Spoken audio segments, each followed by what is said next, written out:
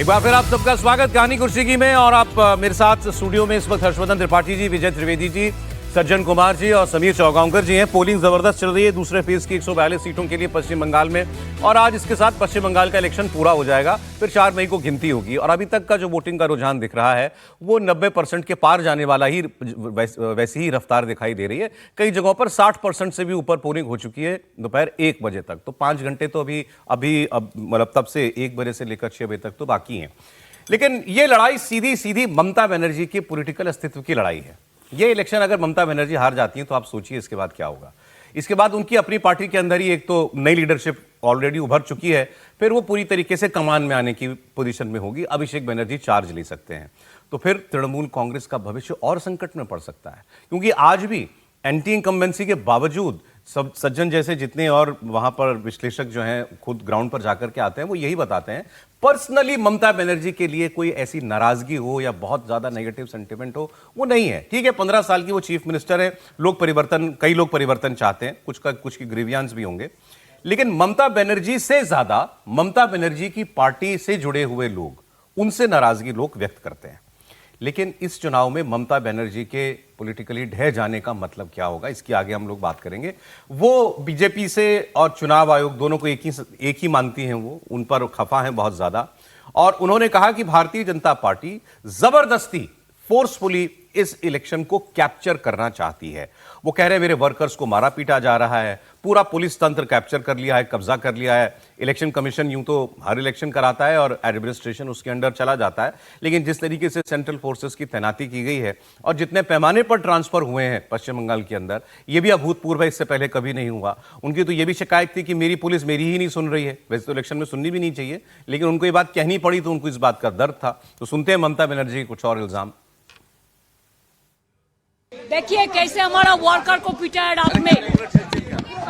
Officer incharge Vijayganj police station Bhangar. देखिए एक क्या गुंडाराज चल रहा है, देश को बेच दिया। ऐसे वोट कभी होता है? ऐसे कभी वोट नहीं होता है। वोट शांति से होता है, लोकतंत्र डेमोक्रेसी का फेस्टिवल होता है। लेकिन ये तो लोकतंत्र को पूरा बालोटा बजा दिया, पूरा इसको एट्रोसिटीज कर दिया। Intention is very clear that BJP wants that forcefully to rig the election, but our workers and people are ready to die. ये बयान आपने पहले भी सुना था, मैं इनका नया बयान आपको थोड़ी देर में सुनाता हूं।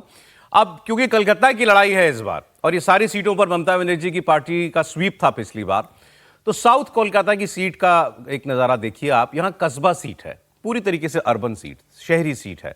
और वहां लोगों से बात करने के लिए पहुंचे हमारे संवाददाता हुसैन रिजवी। परिवर्तन कितने लोगों के मुंह से सुनाई दिया, देखिए। मुझे अभी तो मोदी जी अच्छा लगते हैं। Like one of the reasons can be कि ये बहुत ही क्रूशियल इलेक्शंस है बंगाल का। मतलब काफी सारा जो the stakes are pretty high and like काफी people really want to see some change also probably, so इसीलिए काफी एंथुसियाज्म है लोगों का। थोड़ा कुछ आशाएं ज्यादा है क्योंकि कुछ तो हुआ नहीं, कुछ होना चाहिए। हाँ, इसी सब सोच के दिया। होने की उम्मीद है आपको? शायद लग रहा है कुछ होगा। शाश्वती दत्ता। शाश्वती आपने वोट कर लिया या तो क्या सोच के आज वोट किया, क्या क्या उम्मीदें हैं आपकी, जरा बताइए। We always vote for the better, always vote for the better. अच्छा, अभी कैसा चल रहा है?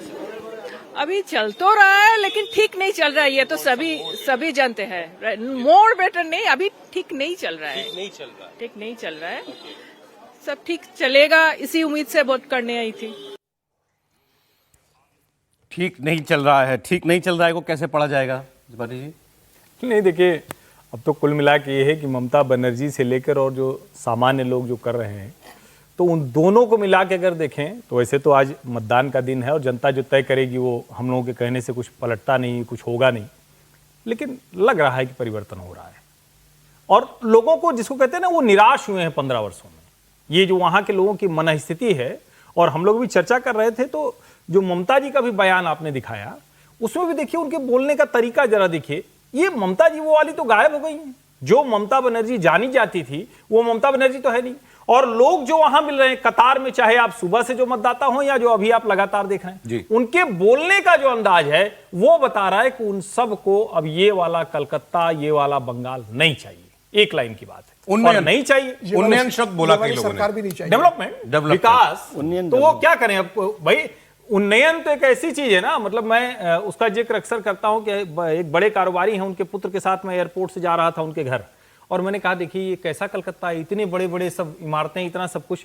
तो उनका नहीं, अभी आप किसी बंगाली से पूछेंगे तो कहेगा कि एस्थेटिक सेंस देखो आप, यानी काई पड़ गई है, बर्बाद हो गया है, फुटपाथ पूरा कब्जा कर लिया है, गंदगी भरी हुई है, और कहेंगे कि एस्थेटिक सेंस देखो। लेकिन अब बंगाल के लोग बाहर निकले हैं, उनको समझ में आ रहा है हमारा कलकत्ता ऐसा नहीं हो सकता। हर्जी, अभी आप उन्नयन का जिक्र कर रहे थे, तो उन्नयन से मुझे याद है कि उन्नयन पार्टी भी बनी थी बंगाल में। उन्नयन पार्टी गई कहां? अच्छा, उन्नयन पार्टी का जो होना था फर्स्ट फेज में ही होना था। समीर जी, आप ही हैं जो उनके याद रखे, वरना तो हुमायूं जी को तो मतलब पब्लिक भी नहीं याद। हुमायूं कबीर की बात कर रहे थे ये। अच्छा, एक खबर कोलकाता से मैं आपको और देता हूं। यहां पर बीजेपी की प्रत्याशी हैं प्रियंका टिब्रेवाल। इन्होंने टीएमसी के पोलिंग एजेंट्स को लेकर हंगामा किया है। प्रियंका ने बूथ के अंदर बैठे टीएमसी के एजेंट्स को बाहर निकाल दिया। इसके बाद वहां माहौल काफी गर्म हो गया। टीएमसी की महिला सपोर्टर्स प्रियंका टिब्रेवाल से बहस करने लगी। सेंट्रल फोर्सेस के जवानों के सामने ही तू मैं चलती रही। प्रियंका टिब्रेवाल ने कहा कि बूथ के अंदर पोलिंग एजेंट्स नहीं बैठ सकते, और इसका टीएमसी के सपोर्टर्स ने विरोध करना शुरू कर दिया। तस्वीरें देखिए जरा आप। कमरा बहुत छोटा।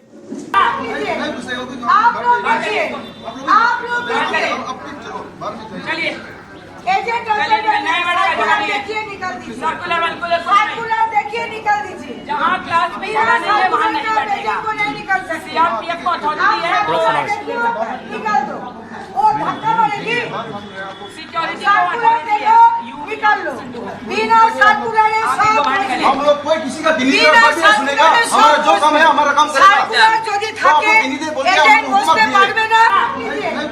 आप लोग देखिए, आप लोग देखिए, चलिए एजेंट। उनका बयान भी है, सुना दीजिए।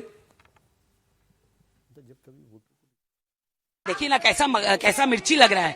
इतना साल 10-10 लोग को अंदर बैठा करके बटन टिपने का आदत पड़ा, तो वही करना चाहता है।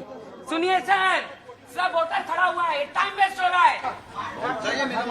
निकालिए, सीआरपीएफ बुलाइए, इलेक्शन कमीशन बुलाइए, लोग हटाइए। इधर भी भीड़ हो रहा है आप लोग। प्रियंका जी का गुस्सा बड़ा जबरदस्त है। झगड़ा ये था कि टीएमसी वाले जो टीएमसी के एजेंट जो है पोलिंग बूथ के अंदर बैठे थे, और वो करी थी 15 साल से यही करते आ रहे हैं, ये इस बार हम नहीं होने देंगे। जी देखिए, पोलिंग एजेंट अंदर नहीं रह सकता ना, नहीं रह सकता है, वहां पे प्रिजाइडिंग ऑफिसर रह सकता है। लेकिन जो हमें ग्राउंड रिपोर्ट फर्स्ट फेज के बाद भी मिली, उसमें बहुत जगह ऐसा है, बांकुरा में, पुरुलिया में, लोगों ने बताया कि हालांकि एक भी स्टेट पुलिस का नहीं था, लेकिन पोलिंग एजेंट जो थे वो 2 बेंचें लगी हुई थी उसी हॉल में जिसमें कि वोटिंग भी चल रहा था। तो स्पेस के कारण है या किस कारण है, लेकिन इसको स्ट्रिक्टली लागू नहीं किया जा रहा है, जबकि होना चाहिए। दूसरा देखिए, ये जो है एंटले, जो कोलकाता की सीट है, वहां से है, ये सब वो सीटें हैं जहां पे बड़ा ही एक क्लास डिफरेंस आपको दिखता है और डेमोग्राफिक डिवाइड भी दिखता है। एक, वहां पे बिजनेस कम्युनिटी अच्छी खासी संख्या में है, थोड़े बहुत भद्रलोक भी हैं, और दूसरा एंटले की ही देख लीजिए, जहां से प्रियंका जी थी, वहां पे 42% के करीब माइनॉरिटी वोटिंग है। तो आप हमेशा देखिएगा कि वो एक जो कॉन्फिडेंस टीएमसी लाती है कि भाई हमारे पास 100 में 40, 45, 50 है, बाकी तुम हो, देख लो तुम्हारे पास। इस बार आप देखिए कैंडिडेट खुद जाके जा रहे हैं, तो ये भी दिख रहा है कि केवल अमित शाह और सीआरपीएफ ही नहीं, बल्कि कैंडिडेट और कार्यकर्ता भी उस कॉन्फिडेंस को रिफ्लेक्ट करना शुरू किया है, जो हम लोग मान के चल रहे थे शायद सेकेंड फेज में उतना नहीं दिखेगा। इस फेज में अर्बन रूरल का क्या डिवाइड है सीटों की, मतलब प्रतिशत में कितना फेज जो है अर्बन है, कितना फेज? ये सेकेंड फेज तो सबसे ज्यादा जो आप प्रेसिडेंसी ये कहते हैं, उसमें 109 सीट जो है, 142 वो अर्बन है। तो 109 का मतलब हो गया लगभग आप मान के चलिए 60% से 65% सीटें इसमें अर्बन है, और बाकी जो है रूरल है। तो यहाँ जो ज्यादा चैलेंज है बीजेपी के लिए, मतलब रहा है, चैलेंजिंग रहा है, बिल्कुल रहा है, लेकिन उसका 2 कारण है। एक, डेमोग्राफी का, उसमें बीजेपी कुछ नहीं कर सकती है, लेकिन दूसरा जो पिछली बार याद करिए बहिरागतो, मतलब कि आउटसाइडर वर्सेज जो बंगाली प्राइड का नैरेटिव चला था, और अंत में ये मिडिल क्लास अर्बन टीएमसी की तरफ झुक गए थे, इस बार वो कोलैप्स हो चुका है। इस बार वो बांग्ला भाषी, हिंदी भाषी, आउटसाइडर, इनसाइडर, वो सारे के सारे, जहां जहां माइनॉरिटी 30+ हैं, वो सीटें टीएमसी फिर भी उम्मीद कर सकती है, लेकिन हाँ 30 से नीचे हैं, वहां पे मान के चलिए जिस तरह का सेंटीमेंट है बीजेपी के लिए आसान होगा। ये देखिए मुस्लिम वोट जिसको डेमोग्राफी कह रहे हैं सज्जन, जिसको लोग कहते हैं भी 30 से तो शुरुआत होती है हमारी टीएमसी की। उसके अलावा जो सबसे बड़ा कार्ड ममता बनर्जी के पास था वो वही आउटसाइडर इनसाइडर वाला, हम बंगाली हैं ये तो बाहरी हैं, हम यहाँ के, हम मूल लोग हैं यहाँ के, ये तो बाहर से आकर के चुनाव लड़ने के लिए आ गए। वो पिछली बार तो बहुत जबरदस्त चला था सर, इस बार प्रयास बहुत किया ममता जी ने, लेकिन वो कहीं उसको जोर मिला नहीं। इसको अगर ध्यान से देखें, और इसीलिए कई बार हम कहते हैं ना कि जैसे एक अच्छा बच्चा होता है तो अपनी गड़बड़ियों से सीख लेता है, क्योंकि जरूरी थोड़ी नहीं कि आप जिस तरीके से कोई प्रॉब्लम सॉल्व कर रहे हैं उससे ही समय से पहुंच जाए, क्योंकि आपको सिखाया जाता है कोई प्रॉब्लम सॉल्व करना है तो जो 3 घंटे के पेपर उसी में है। भारतीय जनता पार्टी ने पिछली बार से बहुत सबक लिया। ये क्या था, बहुत लाउड चले गए, कैलाश विजयवर्गीय बैठे हुए हैं, मुकुल रॉय सारी रिपोर्ट दे रहे हैं, मतलब कुल मिला के क्या था कि या तो दिल्ली से गया आदमी या तृणमूल से जो ताजा गया था वो आदमी वो बीजेपी की पूरी रणनीति बना रहा था। इससे बहिर्गतों वाला वो जो ममता बनर्जी का हमला था वो ठीक से काम कर गया। इस बार क्या हुआ, इस बार भारतीय जनता पार्टी ने सभी सीटों पर जो प्रत्याशी का चयन किया है वो कैडर है, प्रोफेशनल है, तृणमूल से भी आए हुए वो लोग हैं जो अपनी सीट पर ताकत रखते हैं, यानी उनको आप बहिर्गतों नहीं कह सकते। तो बहिर्गतों वाला टैग पूरी तरह से गायब कर दिया, नंबर 1। नंबर 2 ये कि अमित शाह वहां पूरी तरह से मैन टू मैन और कॉन्स्टिट्यूएंसी वाइज मैपिंग करने के बाद वो वहां जाकर ऐसा करते नहीं दिखे। कब दिखे, जब उनको लगा अब चुनाव चढ़ गया है, अब थोड़ा लार्जर पर्सपेक्टिव पर बात करनी चाहिए, और उसी पर ब्रॉडर इश्यूज पर मोदी जी ने भी बात की। इसीलिए न तो इस बार आपको जय श्री राम वाली लड़ाई दिखाई दी, न बहिर्गतों वाली लड़ाई दिखाई दी। भारतीय जनता पार्टी वहां एक बंगाली पार्टी की तरह, पश्चिम बंगाल की पार्टी की तरह ममता बनर्जी, ये भी आपने ठीक याद दिलाया, वो मतलब जय श्री राम वाली पोलराइजेशन भी नहीं दिखाई दी हमको, जो हिंदू वोटर्स में एक पोलराइजेशन हो जाती थी, उसी से बड़ा फर्क पड़ रहा था जो बहिर्गतों वाला। लेकिन एक चीज मैं आपको थोड़ा सा करेक्ट कर दूं, इलेक्शन के पोलिंग बूथ के रूम में पॉलिटिकल एजेंट बैठ सकता है, ये इलेक्शन कमीशन के रूल्स परमिट करता है। प्रियंका जी को मैं सुन रहा था, सुबह का झगड़ा ये मैं सुबह ही देखा था, वो इसलिए कर रही थी क्योंकि वो रूम छोटा था और जो इलेक्शन एजेंट है वो वहाँ जो बूथ होती है, मशीन रखी रहती है, उसके पास बैठे होंगे, इसलिए उनकी परेशानी थी। एक्चुअली एल शेप में सिटिंग की जाती है, तो एक जो साइड होती है उसमें पोलिंग इलेक्शन ऑफिसर्स बैठे रहते हैं, जो भी लोग हैं 4 लोग, और दूसरी तरफ जो एल का शेप है उसमें पोलिंग एजेंट बैठते हैं। उनकी डिस्टेंस इतनी होती है कि वो वहाँ से उसको मशीन को ना देख सके, लेकिन वो इसलिए बैठते हैं, उसकी वजह यह है कि जो पोलिंग ऑफिसर है, इलेक्शन ऑफिसर है, वो तो नहीं पहचानता वोटर को कि वो फर्जी है कि सही है, मतलब उसने दिखा दिया आधार कार्ड या कुछ और कर दिया, लेकिन जो पोलिंग एजेंट बैठा हुआ है वो तो लोकल है, वो उस बूथ के पास का है, तो वो पहचानता है। और यदि पोलिंग एजेंट ऑब्जेक्शन कर दे तो पोलिंग ऑफिसर भी उसको वोट देने से रोक सकता है। हाँ, रोकना ही पड़ेगा, मतलब वो तो फिर बाद में तय करेगा। देखिए एक खबर सॉरी आप कंप्लीट कर लें सर। नहीं, ये बात है। दूसरा जो आपने बहुत सही सवाल किया, बीजेपी ने और इस बार उस मूवमेंट को नहीं बनने दिया जो ममता जी ने पिछली बार किया था, बंगाली और बाहरी, और ये एक बड़ी वजह होगी उस चुनाव में ममता को कमजोर होने की, क्योंकि वो उस लड़ाई को उस तरह से नहीं लड़ पाए। माइनॉरिटी फैक्टर तो अब भी मुझे लगता है कि उन्हीं के साथ है पूरी तरीके से, उसमें कोई बहुत बड़ा बदलाव नहीं है। लेकिन सर एक और बड़ा मुद्दा महिलाओं का, और महिलाओं की सेफ्टी को लेकर के जो बीजेपी ने बनाया, अभी खबर मैं आपको दे रहा हूं। पहले ये अमित मालवीय ने ये आरोप लगाया है, तो ये ऐसी खबर की तो तुरंत पुष्टि होती है, पता चल जाएगा, अभी तस्वीर भी आ जाएगी। उन्होंने आरोप लगाया है कि तृणमूल के गुंडों ने श्रीमती रचना देवनाथ, जो कि आरजी कर के रेप और मर्डर केस की विक्टिम की माताजी हैं, जिनको बीजेपी ने इस बार पानीहाटी से अपना कैंडिडेट बनाया है, उन पर हमला किया है। वो अभी आप दिखा रहे थे ना, वो विजुअल्स थे, आप शायद बोल रहे रचना देवनाथ के साथ, रत्ना देवनाथ का भी हमने। हाँ, तो ये अगर उनके साथ भी अगर हुआ है, आरजी कर की जो विक्टिम थी उनकी माताजी बीजेपी की कैंडिडेट हैं, बीजेपी कह रही है उनके साथ भी उनके ऊपर भी टीएमसी ने हमला किया। भाई वो तो सिंबल ही है अपने आप में, वो महिला जो है वो सिंबल है कि महिलाओं के खिलाफ जो अपराध हुए उसकी विक्टिम का, तो उनके ऊपर भी हमले का आरोप है। सबसे बड़े मार्जिन से देखिए, जब चुनाव प्रचार शुरू हुआ था तो टीएमसी ने ये कहा था कि उसके खिलाफ हम कुछ नहीं बोलेंगे, उनके खिलाफ हम एक शब्द नहीं बोलेंगे, भले ही भारतीय जनता पार्टी ने उनको टिकट दिया, लेकिन उनके ऊपर इस तरीके से हमला होना मुझे लगता है बहुत दुर्भाग्यपूर्ण है। और वो तो सिंबल बनकर आई है ना कि किस तरीके से लॉ एंड ऑर्डर की सिचुएशन है, किस तरीके से महिलाओं के साथ बंगाल के अंदर अत्याचार हुआ है, उसका सिंबल बनाने के लिए भारतीय जनता पार्टी ने उसको टिकट दिया कि पूरे प्रदेश की महिला इस बात को समझे कि एक विक्टिम के महिला को, मदर को हम टिकट दे रहे हैं, इसका मतलब बंगाल में महिला सुरक्षा कितने खतरे में पड़ी हुई है और हम महिलाओं का सम्मान करते हैं, इसलिए उसकी मदर को हम चुनाव के अंदर उतार रहे हैं। तो मुझे लग रहा है कि बंगाल की महिला देखेंगे। दूसरी बात जो कहते हैं कि अभी बंगाल में भारतीय जनता पार्टी को लेकर जो कहा जा रहा था कि बाहर की पार्टी है, बंगाल बनाम बाहरी की जो पार्टी है, अब जिस पार्टी के 77 एमएलए राज्यों के अंदर हो, विपक्ष का नेता जिस पार्टी के हो, आप उस पार्टी को बाहर की पार्टी कैसे कह सकते हो? अब तो विपक्ष का नेता शुभेंदु अधिकारी वहां पर रहा और भारतीय जनता पार्टी ने जिस तरीके से उस इलीट क्लास के दिमाग में था सर, वो 2021 तक था ना सर। ये लोग नहीं चलेंगे, ये हमारे टाइप के लोग नहीं है। लेकिन 2021 के बाद जो चुनाव परिणाम आया और भारतीय जनता पार्टी 77 पर चले गई, 38% का vote bank Bharatiya Janata party ने अपने साथ जोड़ लिया है। 8 से 10% का भारतीय जनता पार्टी और टीएमसी में वोट बैंक का फर्क है।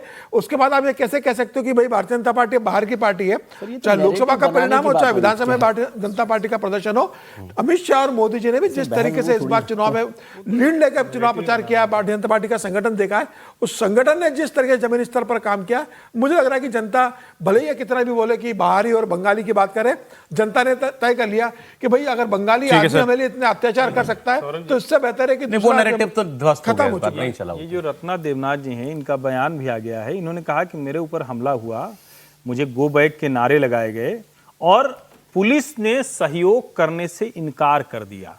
जो लोग इनके साथ जो भी बदसलूकी कर रहे थे, नारेबाजी कर रहे थे, अभी इन्होंने पुलिस से कहा कि आप उनको पकड़िए, तो उन्होंने सहयोग करने से इनकार कर दिया। और आगे वो कह रही हैं कि मैंने देखा कि बीजेपी के बटन पर ईवीएम में स्याही लगाई हुई। स्याही लगाई? अब ये तो बड़ा खतरनाक, क्योंकि स्याही जैसे ही दबाएगा स्याही लगी होगी तो बाहर निकल के पता चल जाएगा कि बीजेपी को वोट देके आई। तो ये यहाँ वो फिर डर वाली बात, ये डर वाली बात है। ये बयान निकलवा लें एक बार जरा, रचना देवनाथ जी का बयान। ये तो कोलकाता से ही लड़ रही होंगी ना?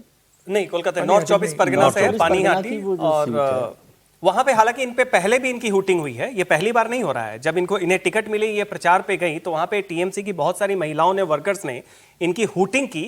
ये लगभग 15-20 दिन पहले की बात है। देखिए, ये कहते हैं ना, विनाश काले विपरीत बुद्धि। ये कोई भी अगर पार्टी थोड़ी भी गंभीर होगी तो मान लीजिए थोड़ा बहुत आपको डिस्टर्बेंस लगे भी कि वो जीत सकते हैं। पानीहाटी में तो वैसे भी एक महिलाओं की सिंपैथी होगी, दूसरा जो टीएमसी का 30% ब्लॉक है, वहां पे 5% है जो माइनॉरिटी डेमोग्राफी है, तो वो भी टीएमसी के लिए नहीं है, तो घबराए हुए निश्चित तौर पे होंगे। लेकिन एक ऑप्टिक्स के लिए भी आप व्यवहारिक तौर पे सहनशीलता दिखाते हैं। ये सहिष्णुता की कमी जो है, ये दिखाता है कि टीएमसी का मूल चरित्र क्या है ये। और जिस तरीके से जब आप रचना देवनाथ को अटैक कर सकते हैं, आरजी कार विक्टिम की मदर को, तो आप सोचिए आम महिलाओं को लेके उस पार्टी की अपनी क्या मानसिकता है। जी, मुख्यमंत्री है उनके साथ।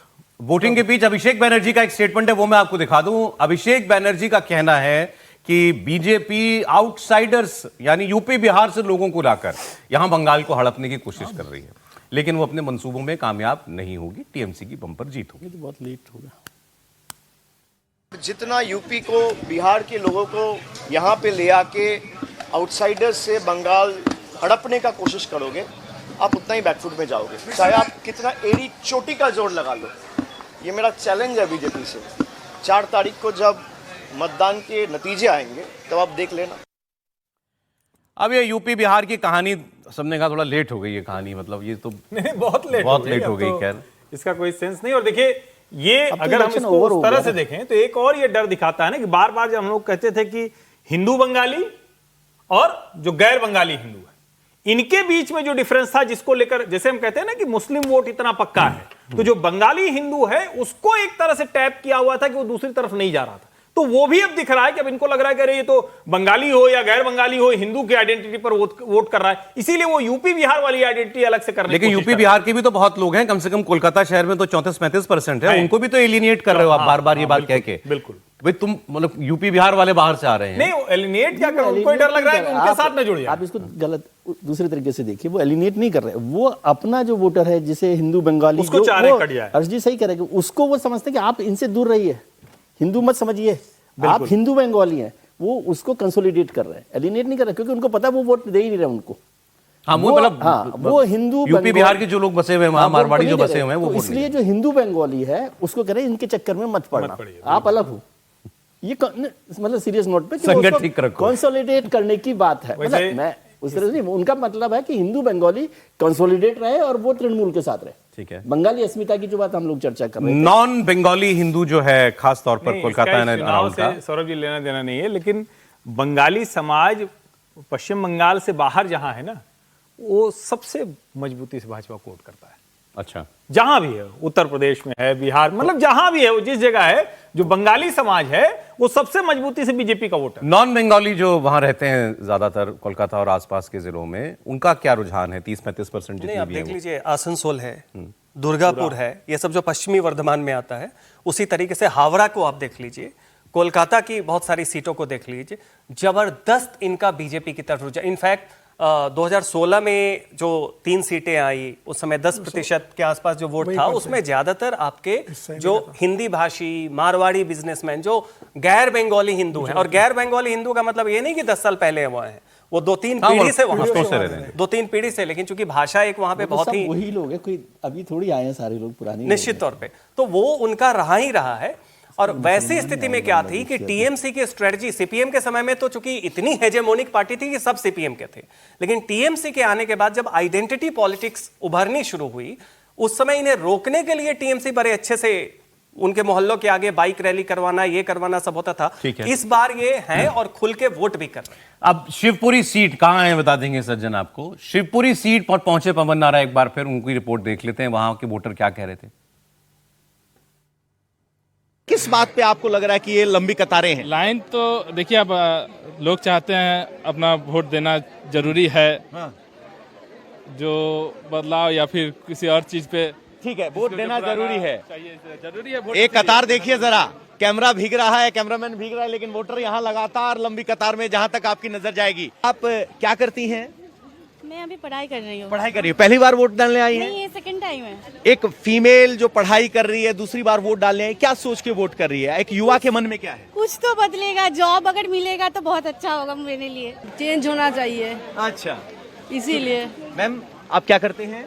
जॉब करते हैं। फर्स्ट टाइम वोटर है या पहले डाल चुके हैं? नहीं, first time. First time voter है। एक महिला जो जॉब करती है, फर्स्ट टाइम वोट डालने जा रही है, किस विषय पे, क्या सोच के वोट कर रही है, क्या मन में आ रहा है? कुछ अच्छा कुछ हो, कुछ चेंजेस आए, कुछ बहुत सारे है कि अभी पढ़ाई कर रहे हैं, कुछ जॉब आना चाहिए, यहाँ पे जॉब होना चाहिए, चेंज एक इशू है। क्या हम देश के नागरिक है, वोट देना इस बार जरूरी है। इस बार जरूरी है, पिछली बार से अलग कैसे है? इस बार SIR हुआ जो इस बार पहले से मतलब इम्पोर्टेंट है। कोई इतना तो लग रहा है इस बार कुछ ज्यादा इंपॉर्टेंट चुनाव हो रहा है, जिस भी बहाने से चलिए वोटर वोट डालने के लिए आ रहा है। शिवपुर है ये, मुझे करेक्ट किया अभी आपने, ये हावड़ा की सीट है। हावड़ा की सीट है और यहाँ पे अच्छी खासी संख्या में आप देखिए हिंदी भाषी भी हैं, क्योंकि जब जूट मिल और बाकी उद्योग होते थे, बहुत सारे लोग बिहार, उत्तर प्रदेश, अभी जो झारखंड है और बाकी जगहों से भी आए, बस गए। तो वहां पे आप देखिए जो परिवर्तन का नैरेटिव है आपको दिख रहा है। इसका कारण ये है कि जो हिंदी भाषी हैं, जो हम लोगों ने पहले बात किया, वो तो एंकर थे बीजेपी के, और इस बार और बखूबी आ रहे हैं। इस बार कोई बाइक रैली जो है, वो बाइक टीएमसी की जो बाइक वाहिनी है जो घूमती थी, वो डर नहीं है, वो खुल के आ रहे हैं। महिलाएं भी परिवर्तन की बात कर रही हैं। और दूसरी बात ये देखिए, यहाँ पे टीएमसी का हमने कहा जो वोट बैंक है वो 5% से भी कम है शिवपुर वगैरह में। ये सब सीटें आप मान के चलिए कि जो बयार चल रही है उसमें कंफर्म्ड सीटें हैं परिवर्तन। ठीक।